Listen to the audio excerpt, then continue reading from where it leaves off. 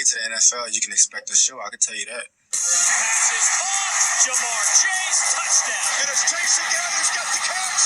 Wow. We're going to launch downfield for Chase. Who's got it? Touchdown, LSU. Jamar Chase, wide receiver, LSU. I would describe my style of play as tough, unique. Not a lot of room. That breaks the tackle and is still running. Very aggressive. Can Chase get there? Yes, he can. Opponents like to get their hands on me, so I'm good at shitting. Catching the ball last, and I don't really show my hands when balls come towards me.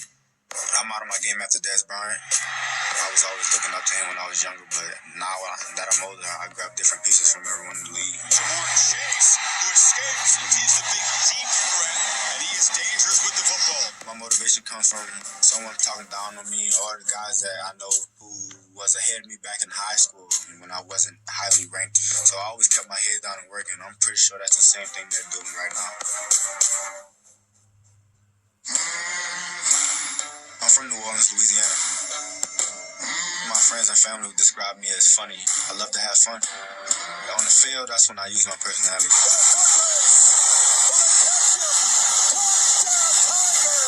And you can see just what Jamar Chase provides for this offense. I got my love from football from my dad, I guess. He always kept me pushing. He was always there by my side, staying on me. Kept me in the game for the love. Pass is caught. Jamar Chase, touchdown. It would mean a lot to have my name called on draft day. Not only because it would be a blessing for me to hear, but, for my family. I'm just really excited for it. I can't wait. It's been a dream since I've been a kid. Since I've been 8 years old. Since the first time I could even watch football, this has been my dream.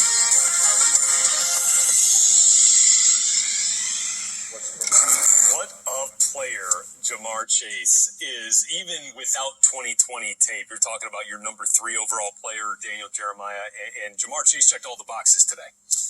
Look, Laminate the report. Where is it? You got the pro day report? You got the evaluation there? I can try and pretend like some of this stuff is hard, but this one is not difficult. Yeah. Just watch this kid move around. Watch the game tape, first of all. Watch what he does there. He's just completely dominant. He does it with speed, with physicality, and with phenomenal hands to attack the football. He's a great route runner. I mean, he's not 6'3". Like, what's wrong with Jamar Chase? He's not 6'3". That's all I can come up with. Fine. I'll take him. Yeah, doesn't bother me any. To me, he's the best wide receiver in this draft. I mean, he goes up and gets footballs like he's 6'5". He stacks up with the elite guys that have gone. You look at the guys that go in the top 10. It's hard to get up there. To me, talent-wise, he belongs up there. And what sets him apart from most guys, as you heard it in that little piece, his personality, playing with kind of the anger that our pal Steve Smith played with, right? The physicality, the anger. I love that trait in a wide receiver, and he has it. He mentioned aggressive is how he kind of describes his personality. I think you see that in his fight for the football, a true competitor. There's no easy down going against Jamar Chase for an opposing cornerback or an opposing defense, and we saw that week in and week out in his 2019 season that ended with the Bolitnikoff Award. One thing I always think of with the draft is I imagine a pick getting made, and I imagine the other head coaches inside that division. And wherever this kid goes, the other 3 head coaches in that division are going to be like, you got to be kidding me. Yeah. I got to deal with this kid. Oh, let's check out Jane Slater now from Baton Rouge with the man of the hour, Jamar Chase. Take it away, Jane. Thanks, guys. Jamar, I was at Trevor Lawrence's pro day, and I don't think I've heard scouts talk as glowingly about a player as I have about him. And, the difference is Trevor obviously played this season. You opted out. You've been described as a generational type player. How good did it feel to come back to LSU and put something on tape again after a year away from the program? Yeah, it felt good to be here. I love LSU. I bleed purple and gold. Just excited to be back in the building. I felt the energy here, and I was ready to put on the show. You put on a show in your 40 time, 4.38. What have you clocked before? Was that one of your best? That was my best. I ran 4 for 4 on laser, so that was my best. Now, there was a little bit of strategy, I was told. You decided not to do the bench press. You went through a mock combine at Exos. You benched 23. Correct. Why did you guys decide to do that? Well, I wanted to stay away from my benching because I know, me getting stronger, me staying the weight up from my upper body would give me a little slower down. So I wanted to keep myself twitching, keep myself fast on the 4-3. I had a little bit of fun talking to your dad, Jimmy, over there. You guys kept exchanging hats. What was up with that? Well, I just wanted to make sure my hat was fit perfect on my head, I got to make sure I see the ball coming in the air. I don't want my head to hit my back and nothing like that to fall over. Now, I was just listening to the guys talking about you on set. As I said, the words being used to describe the generational type player. The scouts were just excited to see you in person, and they said you were as advertised.